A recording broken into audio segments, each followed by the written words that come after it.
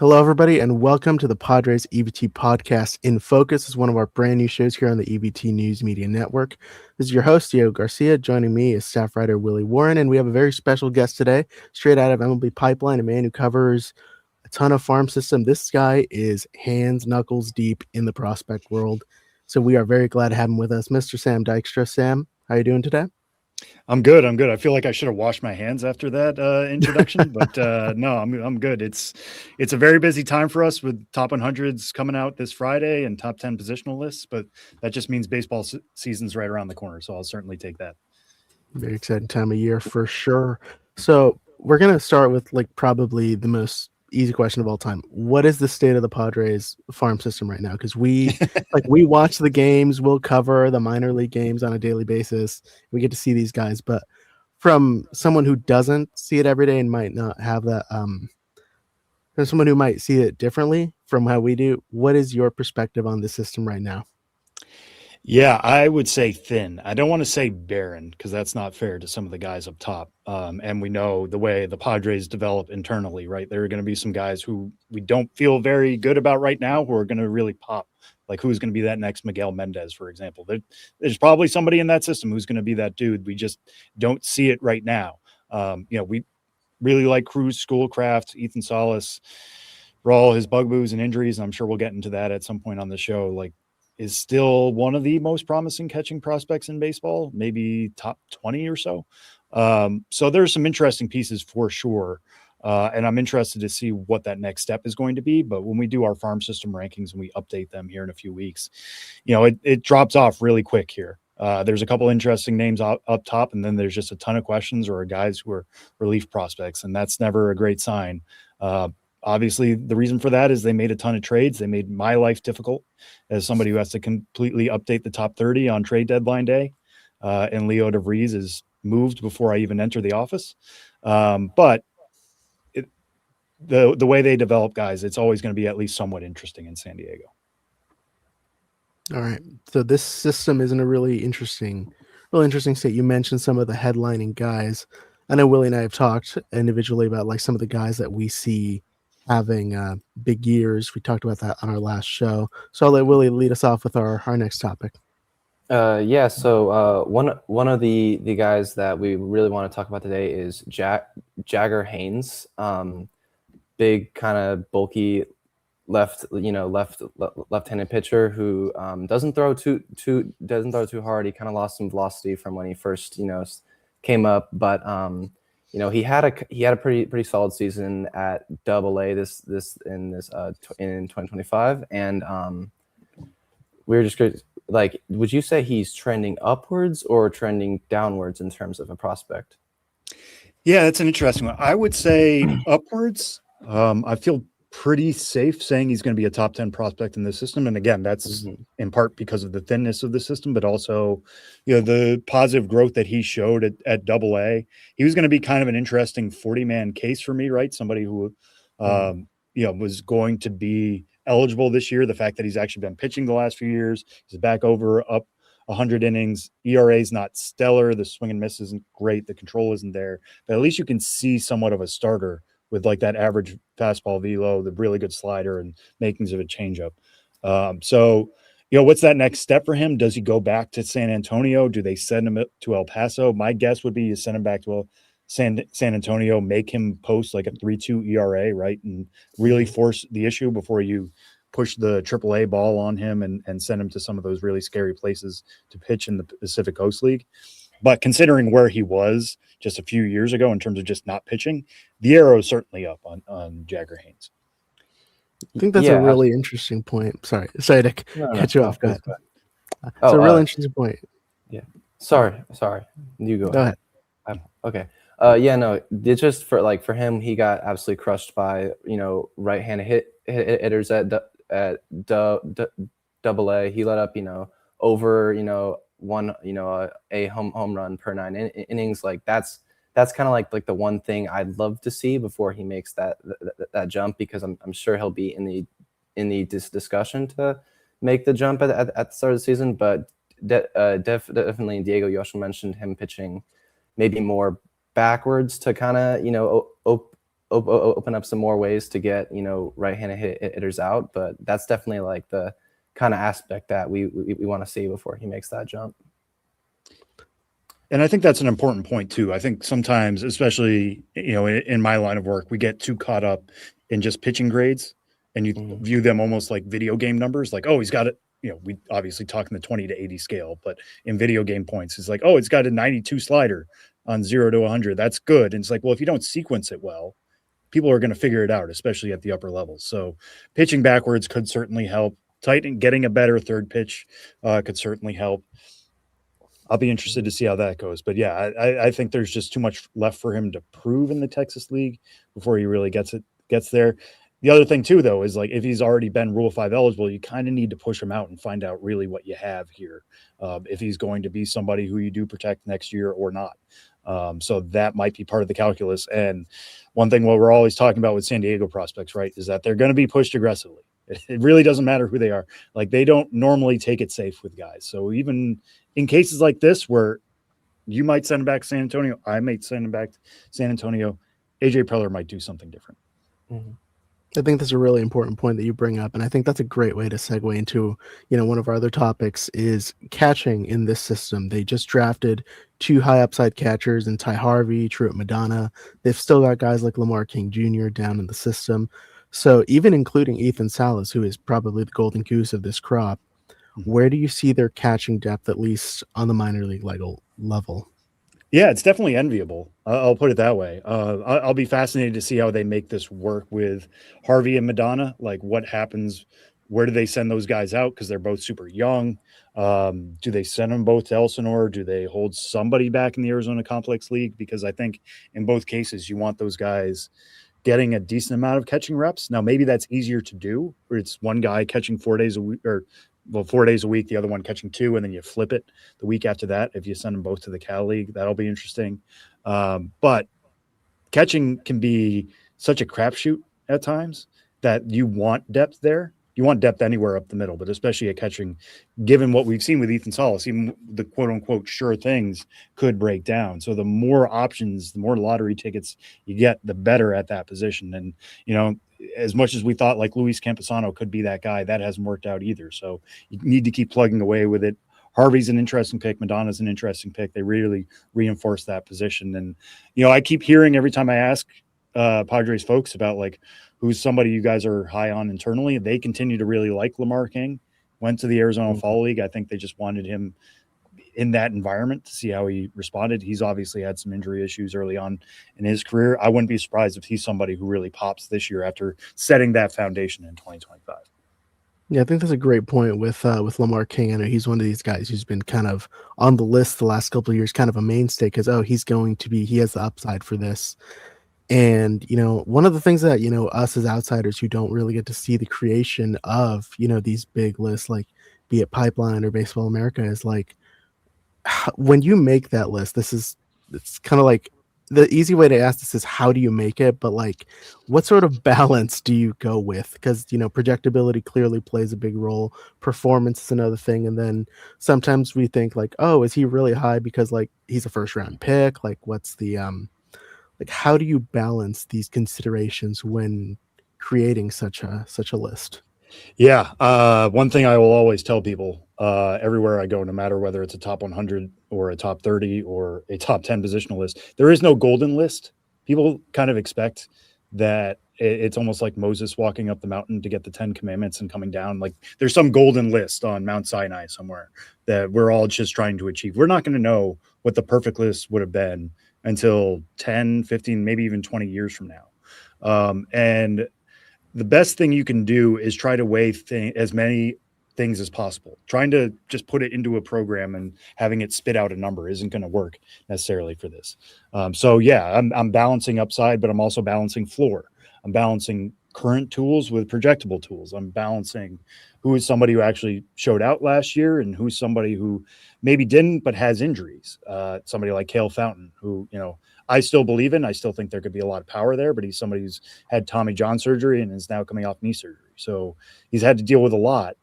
if you still believe in him, you still believe in him. Or somebody like Humberto Cruz, right, who's like also coming off of an injury, but the stuff is there beforehand. The projectability was there. The control was interesting. Like, there's still a lot to believe. I'm not going to knock him down 10 spots just because he got hurt. In other cases, I might do that because, you know, if a guy continues to have injury issues and isn't posting, that's another thing you need to weigh. I wish I could say like there's one easy going way of just like, oh, this has a certain amount of weight and this has a certain amount of weight. It's completely based off feel. And then I send it to the industry and I chat with people in the industry. And the more informed you can be, everybody's going to disagree to some degree here. You know, you talk to 5 people, you might get 5 different opinions, but it's at the end of the day, what do you feel like you can stand behind the best? And I lean more towards upside. I guess if I were to choose one trait, give me somebody who has that upside over somebody who's just going to be, you know, a backup somewhere. But there's so much more that goes into it. That's really, really, truly fascinating insight, you know, for young minds like ours, you know, especially with all the people who are coming into the baseball industry now. It's really fascinating to see the inner workings of like the inside of the clock, if you will, just seeing how every little cog in the machine makes it all just kind of go. Mm-hmm. Yeah, and it changes all the time too, right? Like when I first started ranking players, I've been covering the minor league since 2012, but I've started working with MLB Pipeline in ranking prospects starting in 2021. So this will be my 6th year doing that. And we weren't talking about like 90th percentile exit velocity. It was more just like, what are the maxes and what's the average? And now we understand it a little bit differently. Certainly we weren't talking about spin rate when I started covering the minors in 2012. It was mostly, hey, this guy throws 96. And even 96 then was more impressive than it is today, right? Like 93 would have at least piqued your interest. Now it's like, that's average at best. So you have to stay adaptable too, and have to keep your ears and eyes open to like what other metrics other people are using or what they're hearing or other ways we're measuring the game, because that's always changing as well. Yeah, I was just really interested by that, because, you know, you talk about how you talk to a lot of different people, and you've been, you know, you know, evaluating prospects for like a while now. And, you know, something I'd be really curious is kind of how like what trends have, you know, developed, like, or have you, you know, seen, you know, in ranking, like maybe tools that, you know, are more important now than they might have been when you started, or just like, you know, if you've seen any general trends like that, where you're like, this is something that, you know, might be maybe knocking a certain guy now more than that, you know, would have in the past, or just if you have any insight to that, I'd be really interested. Yeah, I think it's so much easier to talk about it on the pitching side, because pitching, mm-hmm. there's just so much out there, right? It's no longer just velo or just looking at a guy's slider and being like, oh, that's interesting. It's like, is that a sweeper? Is that a more traditional slider? Is that a gyro slider? You know, it used to, the way we would write about it is like, oh, he can manipulate the shape, or it's more vertical than it is horizontal. Now it's like, no, there's a specific type of pitch that we would describe that as. I know some people think like the sweeper isn't entirely new. We just have a new name for it. But it seems like every year we're talking about either a new pitch or a new pitch that's becoming more in vogue, right? Like last year, it was the kick change. Anybody who was really good at breaking balls was adding a kick change because they couldn't really pronate the ball and couldn't throw a traditional changeup in that way. So you have to kind of stay on top of that instead of being like, well, I don't think this guy's ever going to throw a changeup, or a quality one anyway. It's like, no, there's different grips to make that work. And, you know, we're seeing stuff in terms of the splitter revolution. The cutter revolution was there for a while. It seemed like everybody was adding a sinker to great results. I think one thing that stands out to me, and this is a debate we've had recently, is we're much more in the age of the pitch mix now, at least in the last year. Lance Brodowski's talked a lot about this. So I encourage people to check out his YouTube channel on it, but it's something I've heard a lot from other people too. You have somebody like Trey Savage, right, who obviously dominated the postseason, looked really, really good in the World Series, set a rookie record for most strikeouts in a World Series game. He's got a really good fastball. He's got that slider, and he's got that maybe 80 grade splitter. But those are 3 pitches. You compare him to somebody like Nolan McLean, who's got a four-seamer, two-seamer, cutter, sweeper, curveball, changeup. Like, he's just got so many different things that are going so many different directions that's why we feel like Nolan McLean is the top prospect in baseball. So I think it used to be like you would look at Trey Savage and be like, all right, that's a 60 fastball, a 55 slider, and a 70 or 80 splitter. That's really good. That's really rare. Put him at the top of the list and done. And I think now the fact that we have to understand, like, no, there's more to it than that. And it actually might make him more predictable moving forward, is a reason why, he goes from being potentially the number 5 prospect in baseball and number 1 in pitching to like maybe 10 spots below that and number 3 right now on our right-handers list. So that's one thing that I understand. I talked earlier about 90th percentile exit velocity. I think that's something that I use more now. Like, the max can show you something, but 90th percentile gives you a better understanding of how much they're getting to that topper echelon and where that stands. So somebody might hit the ball 115, but if their 90th percentile is like 102, it's like, all right, it's not 80 grade power. It's like he hit one ball super hard and everything else is much more below that. So that's super helpful. It's fascinating the way the game is constantly changing, the ways it sometimes hasn't. We talk a lot now about like the need to hit the ball in the air and hit it to the pull side. You can find clips of people in the 50s and 60s saying that exact same thing. Like, as much as we say it's always been all fields power sounds great, baseball players have understood for a long time, like, you're going to hit it the hardest when you are lifting the ball in the air and when you are pulling it. And that is going to give you the best chance at hitting home runs. So even what's feel new can be old. That's what I love about this game. It's fascinating. Truly fascinating. We've seen the videos of like Ted Williams or Babe Ruth talking about hitting, and they'll bring that same thing up, and now we're like, oh, this is such a foreign concept. Like, no, it's been there right in front of us the entire time. It's like right here, and we are looking literally anywhere but right there in that moment, which is, it says a lot about the game, really.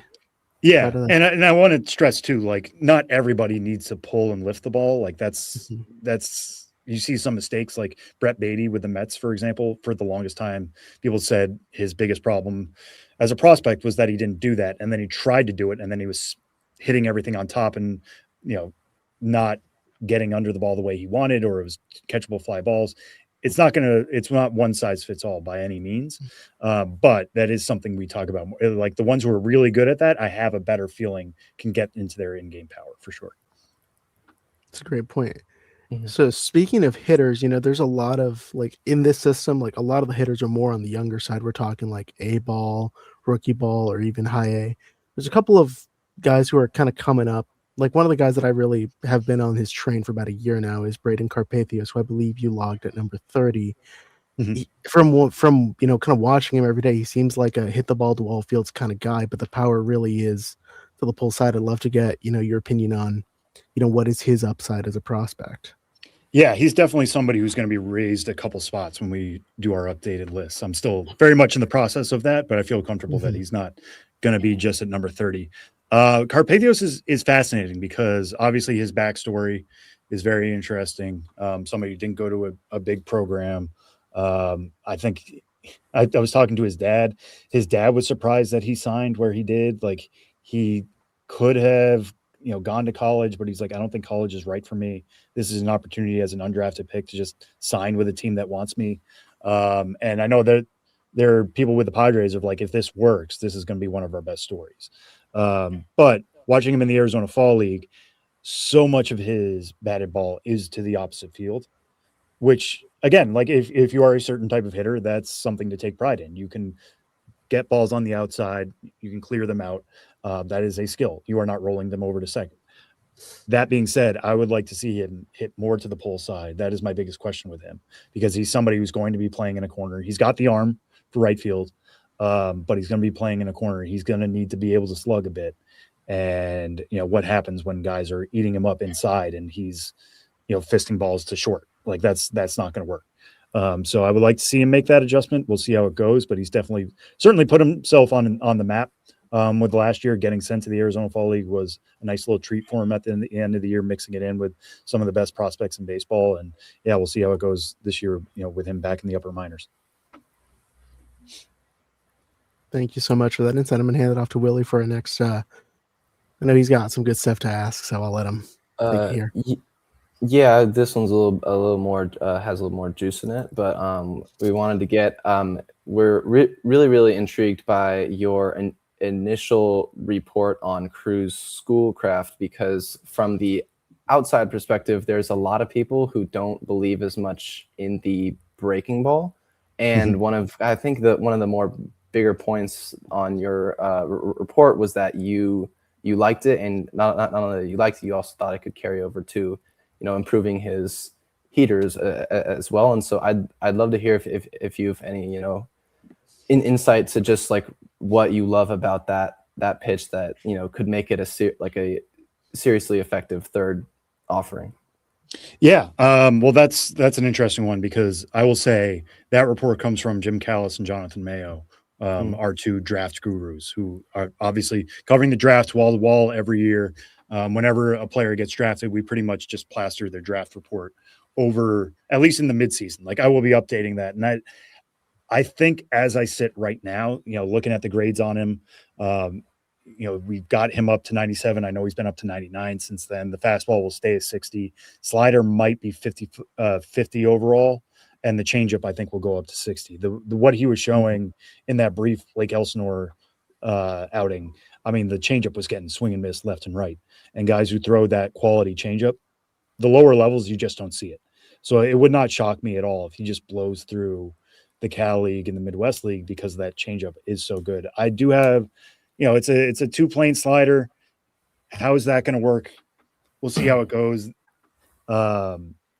There's some feel for spin with it, but the big thing for him is the fact that he is so big at 6'8", the fact that he's already throwing as hard as he is, and he's going to hopefully get some extension out of that frame as well. So he's going to be right on top of batters. You can make that work. And then if you sell the changeup as well as he does, that's two really, really good pitches. And the other thing here is, like, he was somebody who was getting at least some sniffs as a two-way player. My favorite draft profile right now are those types. You look at, I mentioned Nolan McLean earlier out of Oklahoma State. He was a two-way guy. Carson Benj, also a two-way guy out of Oklahoma State. Those are two top 20 prospects in baseball now, because once they had that singular focus on a certain thing, they really, really took off. Cruz Schoolcraft is not going to hit. We know that. Like, that's very explicit. So more time to work on that slider and hone in on it and make it a better third pitch, because we know he's going to need it. That's not something you can just kind of toss to the side. It's possibly gets it up to 55 with pro instruction. But for me, I'm still most excited about the fastball and changeup. This is starting to become a bit of an archetype with the Padres. Like, with their last two first rounders, Cash Mayfield, another guy, really, like, the changeup was the big calling card with him along with the fastball. Is this a Padre specific thing where they look for guys with a really good changeup? Is this starting to be a trend, or is it just kind of happy coincidence? Their last two first rounders had really good changeups and pretty good fastballs from the high school class. I think it's certainly starting as a trend, because, again, you just don't see changeups like that in high school. Changeup is usually the final pitch for guys to develop, because they just don't need it in high school. A lot of these guys, if they're throwing 95, you're blowing it past high school guys. You don't need it. And then everybody wants to throw a breaking ball of some sort because it just looks fun to throw, right? Like, you can get spin rates, you can get horizontal break. There's a lot of fun things to do with a breaking ball. So the changeup just never needs to be incorporated. So if you can get somebody with that starting block, it's a great place to begin. And again, we saw this a little bit with Cash Mayfield last year. The results were really good because people just have not, the 18, 19, 20-year-olds in single A just have not seen that quality changeup yet, because all the pitchers they've gone against haven't needed it. So I think that gets you a good starting place. We'll see how things go from here. I think the Padres are always drafting for upside first. They're not a team that's necessarily going to be like, all right, let's play some games with the draft pool. Like, no, if this guy's here, and that certainly seems the case with Cruz Schoolcraft. They really like the guy. A lot of people in the industry really like the guy, and I think they were upset that he fell to the Padres and that they were willing to get him instead of allowing him to fall a little bit further. I think they're just always going for upside. And when you have that quality of a changeup, you give yourself decent upside. I mean, that really says it for itself, really. Like, because on our end, we'll watch these guys and we'll say, "Oh, that changeup's really good," and when we're like, "Wait a minute, this guy also has a good changeup." Like, you start to make these connections in your head. I don't know if you watch like any crime shows or movies, but when they have the bulletin board with the sticky notes and the string, you start to feel a little bit like that. And with this system, I know it's hard to pick out a strength. You mentioned they really go for the upside. And what would you say, just as an outside observer who not only monitors this farm system, but what do you think is this farm system's like developmental strength? Like, what do they develop really specifically well? Ooh, that is a good question. The thing that's always stood out to me the last few years is just getting really, really good relief prospects, which it doesn't sound ideal, and it sounds like putting lipstick on a pig a little bit, but getting somebody like Bradley Rodriguez, like a lot of teams would love to have Bradley Rodriguez and somebody who looks like he could be a high leverage arm with that fastball. And again, going back to the changeup, right? Like he's got a really good changeup himself. And there have been other arms where you start to look, and I think back to like Javian Sandridge a few years ago, who has moved on now. And I think he was signed with the Yankees. He's bounced around a bunch, but like his best years were with the Padres. They get a lot out of these guys and kind of plug them in. Somebody like a David Morgan, right? Like he was somebody who looked like a relief prospect and maybe a little bit more than that. So they do a good job of identifying certain traits, squeezing the most out of those traits, and giving themselves a lot of options, because we see, right, like at the major league level, how valuable relief help can be. Just look at, people get shocked every trade deadline of like, a reliever went for that. Mason Miller went for Leo DeVries. Well, yeah, because you can plug him into the bullpen for a long time, and that's really valuable. And kudos to the Padres for like identifying those types, sometimes trading them away while they have value. But I think that's what's really popped to me over the years, is like they can really find and develop relief prospects and get them onto our top 30s and hopefully graduate them. Mm-hmm. Yeah, that's a really, really great point you bring about the relief prospects, because I feel like what we've seen in most recent years is they throw hard, they can get swing and miss. The Padres major league team has been really at the top of the board in terms of like kind of every strikeout metric possible, and I think a lot of that does come from those those guys they bring up, and it's kind of it seems like an organization-wide effort to try and get to really miss as many bats as possible, and a lot of that comes from the the relief pitching kind of lens that they kind of they apply to a lot of guys who they might not be as they might not have as great of a base as like the better higher guys like Cruz, Schoolcraft, and Cash Mayfield, but they definitely get really the most, I think, out of those like raw, hard throwing pitchers. Like Francis Pena, for example, I think is another one where like you're really just you're taking a couple, you're taking like a good athlete and just kind of getting like pitching value out of that, which is I think I totally agree with you that the relief side of things has been really, really strong in recent years. Yeah, and just to throw another name onto the pile is Tucker Musgrove, right? Like he might be the guy I'm most interested to see how it goes this season, because the quality of in the Arizona Fall League and last year with Elsinore was really, really good. And he's somebody who's dealt with injuries, dealt with setbacks. One of my questions that I'm going to have as part of this top 30 process is, given the quality of the stuff and how good it looked in those shorter outings, do you just let him die and keep him as a reliever, or do you get so tantalized by how good the stuff is, do you try him as a starter? I mean, it's still so early in his development cycle, and he's somebody else who I'm pretty sure, played both ways too. So it goes back to my original point about Cruz Schoolcraft. Like now that he's honing in on pitching, he could take off another step now that he's healthy, now that he's tasted the Fall League. I've asked about that before with Bradley Rodriguez when he had his breakout year, and the answer I got back was, no, we're just going to let him cook where he is. I wonder if it's any different for Tucker Musgrove. And if it is, he could be a top 5 prospect in the system by the year's end if he's not in the major leagues by then. If he's not, he's still probably top 15 because the stuff is so good. So that's goes back to what we were talking about earlier with that balancing act. Like, yeah, the stuff is good. And if you're just looking at the grades on pitches, he'd be way up there, but you have to balance so many other things, and role is certainly part of that. I think that's a great point with Musgrove, because we all saw the stuff numbers. It's like you get like googly eyes just from seeing it. It's like, whoa, it's insane. And it feels like the Padres kind of pull these guys out of nowhere. You're like, wait a minute, when did they get that guy? When did they get that guy? Another guy I know, I heard some discourse like that, was Garrett Hawkins this year, where people were like, who is this guy? He put up the longest scoreless streak in about a decade in the minor leagues, I think since 2017, if I'm not mistaken. And he didn't allow a run for nearly 3 months of the season. I'd love to get your thoughts on him, because he's another arm that we're really excited about, but there are some questions with him. So where do you see him? Yeah, he's somebody who, obviously dealing with injuries the last few years, Tommy John surgery, and then missed all of 2024 while he was rehabbing. So then he comes back this year as a reliever, mostly at Fort Wayne.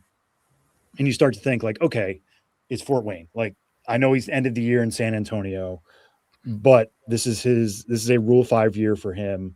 Would they add him to the 40-man for somebody who's barely seen the upper minors? And I think a big reason for that was that they protected him was because, again, going back to the value of pitching and bullpen pitching, the fastball and the slider could play in a major league bullpen tomorrow. You just look at the quality of stuff, and it's much easier to plug that into a major league situation. And that's what people look for in the Rule 5 draft, right? Is just like, how can I cover up certain areas, certain holes in my roster, and everybody's going to have a hole in their bullpen. So you can just slot in Garrett Hawkins for that fastball slider mix and just leave it at that. And he could have a decent chance of sticking for the full year. Now, like, how does it go from here? I'll be interested to see what happens with him when he gets the major league ball. And again, I'm always fascinated to see what happens with guys at El Paso at the higher elevations. Some of these other places, do they get lit up? How does their stuff play with the major league ball? That's always a question. Even farm directors who I speak to have, like, they're not going to know until they actually get to it. But right now, I think Garrett Hawkins, you could make a case for him debuting in the first half if the fastball slider holds up as well as they certainly expect it to. Yeah, I mean, we saw it with David Morgan last year. Goes to the AFL, balls out, comes out, and he's up in the majors by May. So there is some precedent there that could kind of be applied. I mean, granted, they are very different, arms in terms of pitch mixes, in terms of, what they bring to the table, which is really, like, we're both big, like, pitching guys. So that's one of the fascinating things to see in how an organization chooses to develop their arms, because you might, like, as we've seen from, reading stuff that's, top 30 list or anything that's out there in the industry, every arm really gets its own developmental trajectory. Like, you'll hear stories of players who will have other guys who have influenced their development. Like we saw it with Walker Buehler and Dustin May, kind of had that one influenced the other's development a little bit back in 2019. But nowadays, a lot of these developmental paths seem a little more specialized. Would you say that's something that's kind of an industry norm? Like, we'll see it from team to team, like they kind of go, they have like an ever moving plan for one guy, and they don't kind of do like a one size fits all. Yeah. I mean, ideally you should formulate the development plan to the player. I think once the player is in the farm system, you want to get the best out of that player. So trying to do a one size fits all isn't going to work. Now, that being said, player acquisition, the draft, international signings, trades, free agent signings, etc., you may chase certain traits. You may say, hey, we're really good at squeezing the most out of fastballs. And you look at somebody like the Boston Red Sox, right? Like they've sought out guys who don't need to throw a lot of fastballs, or if they do, it's because they have cut ride like Peyton Toley. Like, here's just something, if you're gonna throw a four-seamer, it needs to be an 80 pitch. Otherwise, we're going to develop everything else until you don't worry about the four-seamer. But that's about bringing guys in who fit your model. After that, you should be focused on the player. because otherwise that's how guys get left behind. That's how guys don't make it past high A. You're never going to do well enough. So the best organizations aren't necessarily just being like, yeah, we only throw sweepers. Everybody throws a sweeper. Because then that's certainly not going to work for the way hands work, the way pitching styles work, all that stuff. But they will target those types when they can, if they do believe that there is a specific, strength that they have at development. Mm-hmm. Yeah, that's really great point you bring up. That I know there's different orgs kind of there's lots of places that you see like there's a lot of similarity, but like between like whether it's just the pitch mix or the arm angle, or whether they're like there's tons of differences you kind of see from org to org, which is really interesting. But I do think the Padres do a great job of kind of getting the best individual profile out of everybody, and that way I kind of see it like there's something different coming in every single inning, especially kind of going back to that relief aspect to it, like whether you're getting that. I think that's one of my favorite things about just watching them on a day-to-day basis, is that it's never kind of the same mix or the same profile. You got guys throwing really high, guys that are more arm side. It's really interesting from pitcher to pitcher there. Yeah, one of my favorite, I think it was with the Rays. But it was one of those graphics of just showing all of the different arm angles. the rainbow of angles. Yeah. Kinda.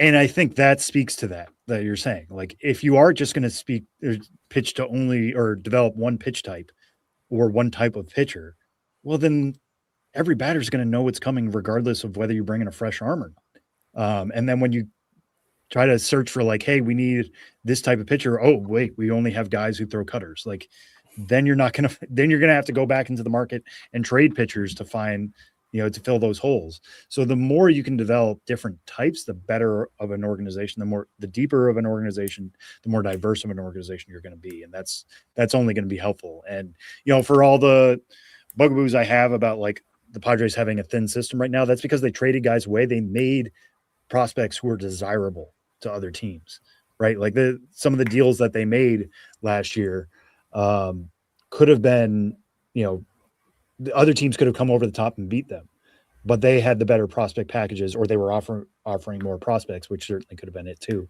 But they've done a good job of like at least making the prospects they have desirable to other teams and trading those away and winning those races. Like, I'm sure a lot of other teams wanted to get Mason Miller, right?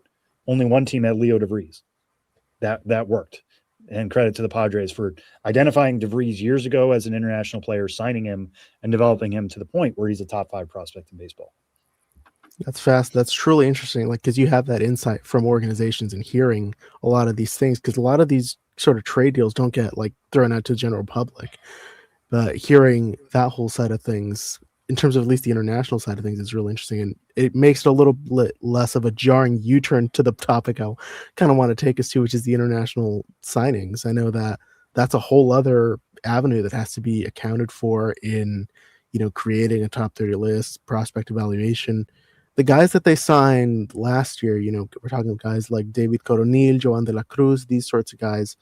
We noticed they're fairly high up on your list for midseason. What do you see with these two specifically?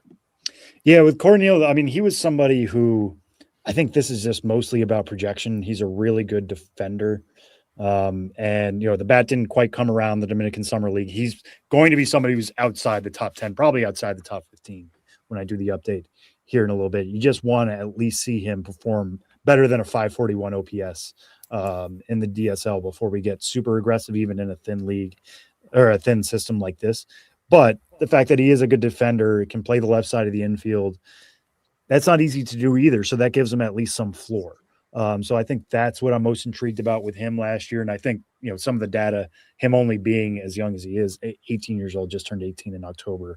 Like, you can still see the upside coming for him compared to some of these other types like a Tirso or an Ellis, right? Who we know what he's going to be, would have hoped he would have graduated 2 years ago now, never mind 2026. But at least I feel a little bit better about Corneal, like maybe getting there someday. Whereas Ornelas, like the difference between his ceiling and floor is like 1 foot. So that's one reason why he ranked where he did midseason. Again, he's probably going to drop a little bit. Who was the other one you were asking about? Joan De La Cruz. De La Cruz, yeah. De La Cruz, somebody who can probably be average across the board. Shortstop / second baseman. I think Corneal's more shortstop / third base.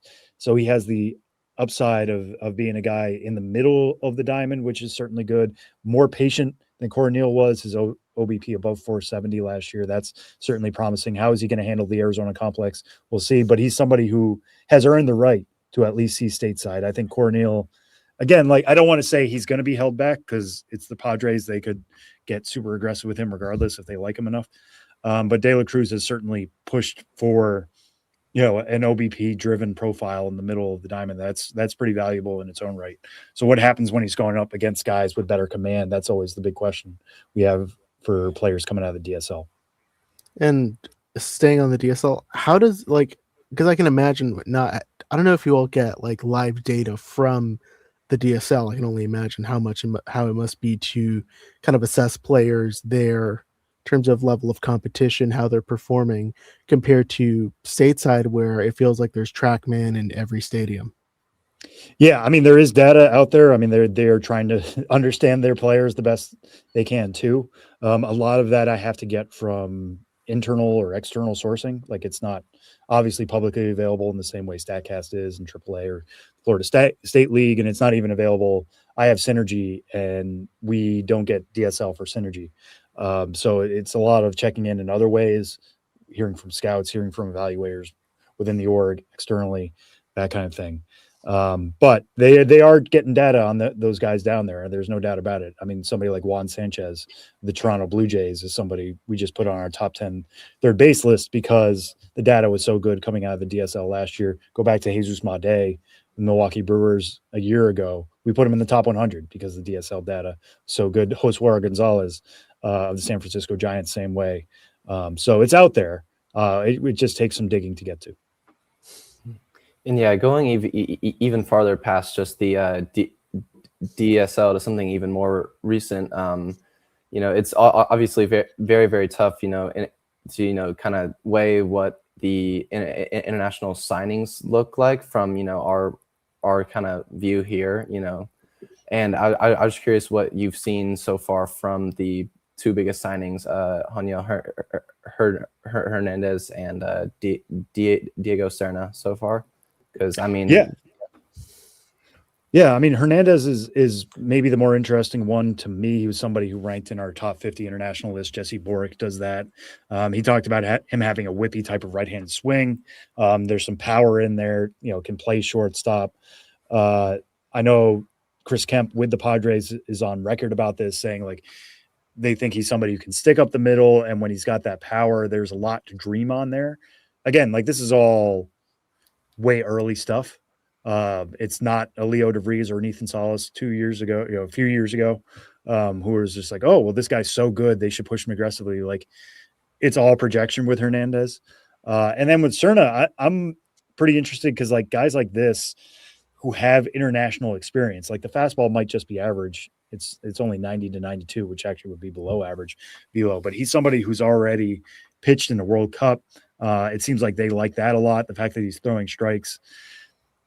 Again, going back to my point about the DSL, sometimes we look at an on-base percentage or a chase rate from the DSL and be like, wow, this guy's not expanding the zone. And it's like, well, if the pitch is 2 feet outside, of course he's not going to be swinging at that. Like the range of outcomes in the DSL for what constitutes good control is interesting. So by that point, Serna being able to throw strikes, being able to do it on bigger stages than what he's going to see over there, maybe he's a quick mover because of that, because, guys aren't going to be able to sit first 2 pitches and now they're down 0-2 and he gets a quick punchy because of it. So there's some intriguing things here. And again, because the Padres have such a good history of bringing the most out of these guys, it's not going to change how I view them as a player today, but it would not shock me if they take significant jumps given the way, the tools and the facilities and everything that the Padres do with guys just getting their career started after signing internationally.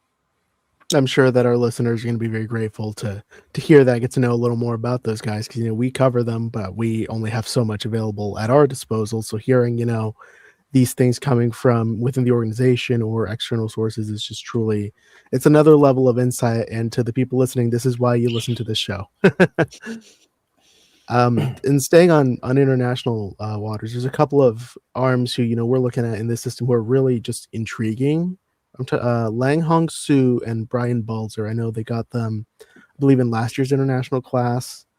And I mean, we've seen the stuff from Balzer. I keep hearing the stuff is great, and but what's going on there has been my question since watching him pitch, because you hear everyone's raving, oh, the stuff is great, like, so where's the results?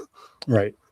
I mean, he's somebody who's dealt with elbow issues, and I think the big thing for him right now is just getting the control under wraps. I mean, the Cal League, it's not what it used to be. It's not like you're playing in Lancaster or some of these other places, high desert, that were just absolute launching pads. So you can't look at the 7.9 ERA and be like, well, it's the Cal League. It's like, no, it goes beyond that. But I think given the early start to his career, I think he's somebody who would have benefited from going to short season ball when that existed. Now there isn't that step. And we're seeing this a lot with young pitchers and hitters too, of like, you need that in-between step between the complex league that you're going to absolutely dominate and full season ball, where you might be going up against athletes who are coming out of college, like a Kavaris Tears. And I think he could have benefited from that. It's still all about long-term projection with him. He's only 21 years old. He doesn't have a ton of innings under his belt. Like I said, he's got, Tommy John surgery that he needed around signing, but like, I think there's still some interesting traits with Brian Balzer with that fastball and slider, and we'll see if he can get the most. Like, this is going to be a prove it year for him, as weird as it is to say. It's somebody who's basically 2 seasons in, but I think this will give us a much clearer understanding of like, okay, could you make the adjustments? Could you throw better strikes, more quality strikes, or is this just who you are? So we'll see on Brian Balzer, and then Sue is such a interesting one to me, because obviously the Padres wanted Roki Sasaki last year at the international signing deadline, did not get him. So then you have a lot of international money left over. They end up signing Sue for $775,000. He pitched for Chinese Taipei in the 18U World Cup, going back to what we were saying before. I value having that type of international experience, because some of the yards you're going to be pitching in early on in your minor league career aren't going to be too big for you. But I think, when I've talked to people within the Padres, they've compared him to Humberto Cruz. Humberto Cruz is now a top 5 prospect in the system. Sue has to prove it. The fastball's okay. It's 89 to 94. He's extremely thin. He's only 150 pounds. So like, you imagine as he adds strength, as he works with pro strength trainers, there's going to be some extra zip on that fastball, but they really like the feel for spin, curveball and slider, both 55 pitches right now. I'll be interested to see, going back to what we were talking about earlier, do you allow him to keep both, or do you have him focus on one, try to make it a true plus pitch? If I were him, or if I were them, again, like, you want as many good pitches as you can possible. So I would keep them both, but we'll see how that develops. Maybe they trend towards one or the other. Maybe it's the slider and they add a cutter as more of a bridge pitch. We'll see how things go. But there's enough raw materials here with Lang Hong Soo to put him in the middle of the list and see how it goes once he comes stateside. Yeah, that's some really good stuff on a couple of the arms that have pitched in the Cal League that people might not have seen a ton from, and it might just be like, oh, let's write them off. They're not, you haven't seen much from them results wise. So that's really good to get that type of insight on them. And we want to stick into the the Cal League, but go over to the hitting side to one of the guys that it seems like all three of us are really high on their third base prospect, Cale Fountain.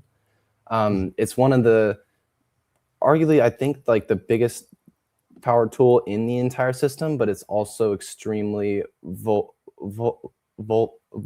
because the results haven't been great. He he only slugged like 309 and, you know, like across a 65 game sample size there. So I just curious what you've seen from him, and, you know, some of the maybe underlying data that, you know, might also support a conclusion that he still has 60 grade power. Yeah, I think part of that is still going back to his high school reports as much as anything, because I don't think we've seen the best of Cale Fountain yet by any means, coming off Tommy John surgery. Normally we think of like Tommy John and it's like, oh, well, that's a pitcher. Hitters are different. You know, they don't have to rely on throwing so much. It's not as big a concern. Like, he should be able to come back, no problem. It's still a major surgery. Like, there's still, even if you're swinging and you feel it a little bit in your elbow, you're swinging with less intent. That's what causes the power to go down a little bit. I'm willing to give him a little bit of extra runway and be like, all right, this is what we saw in high school. Last year was him just like at least feeling the bat in his hands again. We'll see how that goes. And then again, like, to have knee surgery and some of the other things, like, I want to see him get a strong foundation underneath him, a fully healthy foundation under him, and see how it goes from there. You know, does he end up at first base or third base long-term? Again, what happens when the arm is fully healthy? I would like to see more third base out of him just because it was an above average arm. And given the size, like, that would be a fascinating third base prospect. You always know he can slide back over and just be a supremely big target over there, but he's going to have so much more value at third than first, being a righty, you know, a righty hitter or righty thrower. So I'm going to check in on it. Like, we're going to check in on him, obviously, this offseason, see how that goes. But I think the bigger marker for me is, who is Cale Fountain in June compared to where he is now, just given all the little things that he's picked up early in his pro career. I think he's got a ton of projectability. I think you mentioned, you know, what we saw in high school, how much of it is going to carry over, what's going to be the foundation for him. I think he's a guy that a lot of evaluators are really high on, because he's an absolute unit of a human being. I mean, he's 6'5", I believe. So there's no doubt he's very much what you would call a projectable prospect, but you just want to see him show it. And I think that's the big thing. And I know, you know, we've gone on for about 15 minutes, and, you know, we're trying to be mindful here. There's a couple of pitchers I wanted to get another perspective on, because I know we all saw Miguel Mendez have that breakout come out of seemingly nowhere. But another guy that I was really high on alongside him is Eric Yost, who I believe you had at number 18. I think, like, the sweeper that he has, like, I think that's insane, just from having seen it, having read the metrics on it. To me, this is a comp I've made in talk. I call him Diet Michael King, just from watching and seeing the way that the pitches move. What can you tell me about a guy like him? Yeah, that's an interesting way to put it, and I think that's something that they would certainly take. Diet Michael King. The fact that he used to have, at the end of 24, it was more of a 79 to 82 curveball as his best pitch, and now he's got this sweeper that moves exceptionally well glove side, and it's got its super long tail. Really helps him dominate right-handed batters. Makes him a pop-up prospect for sure. 23 years old, so he's probably somebody who needs to be, obviously he's going to be back in San Antonio, but like, I need to see the control improve a little bit. 27 walks and 37 in the third innings. And I've talked to some teams of like, hey, these guys who have these really long tails on their sweepers, sometimes that's difficult to control, right? Like, you need to start thinking a little bit differently how you throw that pitch. Maybe that's the issue here. Maybe it's not, but it certainly unlocked something in his game. We were talking before about them doing a really good job of developing relievers. I think that's probably what he's going to end up being long-term because of the quality of the breaking stuff. But that's still a decent outcome for a 17th round pick. That's actually really, really good to hear, like, the projectability, because I know a lot of times with pitchers, you see the pitch mix and like, oh, it's carried really heavily by one or two, and the term relief risk gets thrown around a lot. I don't know if I feel like there's a stigma with that term in the whole industry, because you see it everywhere. Oh, this guy has relief risk, and that's not always necessarily a bad thing, is it? It depends on how the stuff would play there. because I never want to say risk is a good thing per se.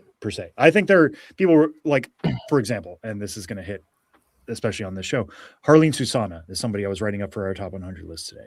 Saying he has reliever risk is saying Aroldis Chapman had reliever risk. Like, yes, he could go and become a reliever because he can't throw strikes. If he becomes a reliever, he's going to be one of those guys who gets the wrestling style entrances. Like he's going to be a high octane reliever, and it's going to be really, really good. For other folks, it's not always to say like, oh, there's reliever risk. It's like, well, okay, you're assuming he's going to throw 2 to 3 miles an hour harder in an inning compared to how he did over 4 or 5. That's not always the case. And sometimes I'll use the example of Griff McGarry, who was a Rule 5 pick of the Nationals this offseason. He moved to the bullpen in 2024 and could not break through for the Phillies, was Rule 5 eligible that year, moved back to a starting role in 2025, actually gets picked as a starter. And I talked to him about this, and he said, big part of that was just having my routine back. Some guys are not a natural fit for the bullpen. They cannot just come out. They need to know when they're pitching every day. They need to be able to work on things in between outings. They need that routine. So just being able to plug somebody in and say like, oh, they're a relief risk, but it could work. It's not always going to. And I don't think we know truly, even with a guy like Eric Yost, who I think if he's spinning curveballs and sliders in shorter outings, that could work. We're not going to truly know until he's out there as a reliever. And especially somebody for like him who has struggles holding his velocity, I feel a little bit easier saying it's going to work there because we've seen how it trails off. So what happens if we just cut off those 3rd, 4th innings? But again, I don't want to say that's always a positive thing. Yeah, that's something that we talked about on this show last week a lot was, how do you view like command and control in, like a guy who say, can be so raw, like this stuff is fresh, and that type of stuff. And before we know, I think we've kind of been, it might be also like it might be sitting out there a little bit, but I don't think we could properly let you go without getting your opinion on the number 1 guy in the entire system, Ethan Salas, because there's few guys out there with this much kind of disagreement over what type of guy they are, because there's some that are so concerned with the back and injuries, and others who see, well, he's still the same guy, he's still one of the best defenders, he has that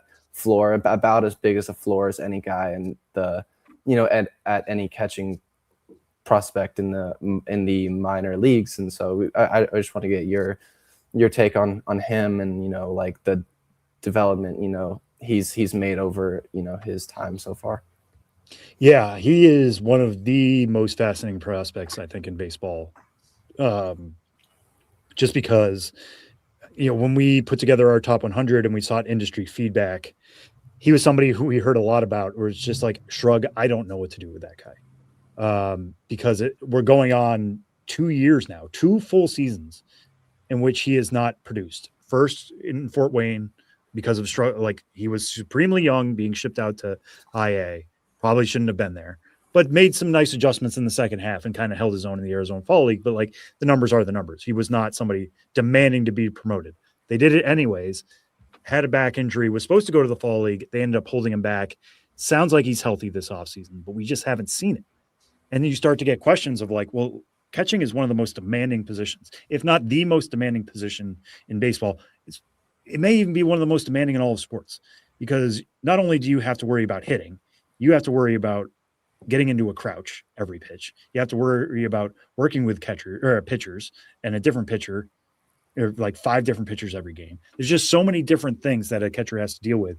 And not to say like, what happens if a ball's deflected and hits you the wrong way? Like they are literally in the way of fire, and with every pitch, things break down. And I don't think this is a 1-for-1 comp by any means, but look at Diego Cartaya, right? Who was a top prospect for the Los Angeles Dodgers a few years ago. Everybody thought this is a guy with power. It's going to work. Doesn't matter.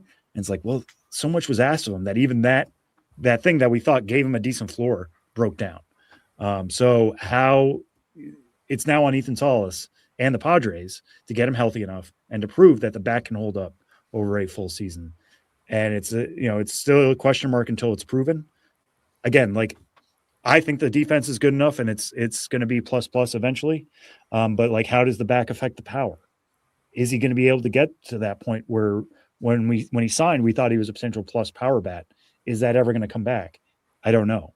And can he even be healthy enough to become like a good defensive catcher in the major leagues? Like, I would have thought his floor would have been like, well, he's somebody who can get regular at bats and be a 2-3 win player for his defense. But I question even that now until we see it. So the range of possibilities with Salas is so wide.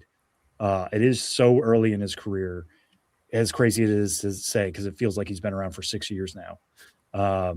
I'm going to be watching him very closely this year. I hope he's healthy. I hope I get to watch him week in and week out, no matter where he goes. But until then, I think the industry doesn't know what to do with him, and it makes him very difficult to rank. He's still a top 2 prospect for me in the system. I will say that. But our top 100 is coming out on Friday, and without teasing it too much, like, keep an eye on where he is or isn't when we do that. You've given us something to look forward to, and that's definitely something we'll be keeping an eye out on. And to our listeners, if you will probably be seeing this come out the day that top 100 drops, which is this Friday, which I believe, I'm looking at my calendar, is the 23rd. So if you're listening on YouTube or whatever platform you're listening to, if you gotten to this point, click the link in the description that will take you over to the top 100 list and spend some time looking through that. I know we most certainly will. Well, Sam, it has been an absolute pleasure to have you on the show. It's been great to hear your insight, your knowledge of the system, and as someone who has to evaluate pretty much every system in the league, it sounds like.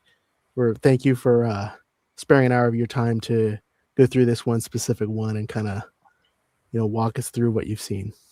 Yeah, thanks for doing this, guys, and thanks for your interest in minor league baseball. One thing that I love now is everybody has an opinion on prospect lists, and I think that's great for the sport, and I think that's great for us as a business. I will happily talk about why somebody's number 13 versus 14, because that means people care. If people didn't care, then I would be out of a job. So yes, thanks for doing this show and your interest in all these different types of Padres prospects, and looking forward to actually talking about 2026 results here right around the corner. Definitely, that'll be fascinating. And if you talk to the people over at Minor League Baseball, tell them we need a multi-view like what we have here on our screen. Oh yeah, for the games. I have a growing list of things that people want me to send to Minor League Baseball. I will add this to the list for sure. Thank you very much. Right. So that's going to wrap up our show. Thank you all very much for listening. Go ahead and click the links in the description for not only top 100, but our coverage of the Padres farm system here on EastVillageTimes.com. For Sam Dykstra of MLB Pipeline, Willy Warren of EVT, this is Diego Garcia saying thank you all very much for watching. We'll see you all very soon.